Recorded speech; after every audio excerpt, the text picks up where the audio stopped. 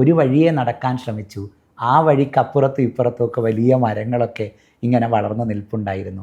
ആ വലിയ മരങ്ങളിലുണ്ടായിരുന്നു അക്ബർ മാഷും കുഞ്ഞിക്കയും OV വിജയനും. ടീച്ചർ വന്ന ഉടൻ എന്നെ കെട്ടിപ്പിടിച്ച് എന്നോട് ചോദിച്ചു, നീ അന്ന് ചോദിച്ച ചോദ്യമൊക്കെ നിനക്ക് ഓർമ്മയുണ്ടോ എന്ന് ചോദിച്ചു.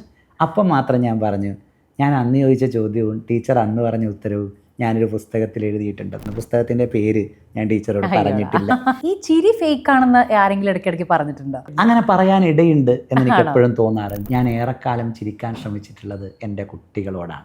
എന്നെ പേടിപ്പിച്ചവരെക്കാൾ എനിക്ക് എപ്പോഴും ഇഷ്ടം എന്നെ നോക്കി ചിരിച്ചവരായിരുന്നു. വായിച്ച് വായിച്ച് മോഹിച്ചെഴുതിയ എന്തൊക്കെയോ ആണ് പിൽക്കാലത്ത് ഞാൻ എഴുതിയ പുസ്തകങ്ങളെല്ലാം. ഇപ്പോഴും ഈ രാജ്യത്ത് ജീവിക്കുന്നതിൻ്റെ സകലമാന ഇൻസെക്യൂരിറ്റിയും അത് പറയുമ്പോൾ എന്നെ സംബന്ധിച്ചിടത്തോളം ഉണ്ട്. പ്രേംപാറ്റകളാണ് സത്യത്തിൽ ക്യാമ്പസുകളിൽ ജീവിക്കുന്ന ഒരുപാടേറെ ആളുകൾ. വലിയ സ്വപ്നങ്ങൾ കൊണ്ട് ക്യാമ്പസിലെത്തുന്നു, വലിയ പ്രണയങ്ങൾ സംഭവിക്കുന്നു. ശരീരത്തോടുള്ള ഇൻസെക്യൂരിറ്റി കൊണ്ട് നാം നിർമ്മിച്ച മൊറാലിറ്റികൾ നമ്മ വരിഞ്ഞു മുറുക്കുന്നതൊക്കെ കൊണ്ട് സെലിബ്രേഷനുകൾ അവസാനിച്ചു പോയ ഒരുപാടേറെ കൂട്ടുകാരികൾ എനിക്കുണ്ട്.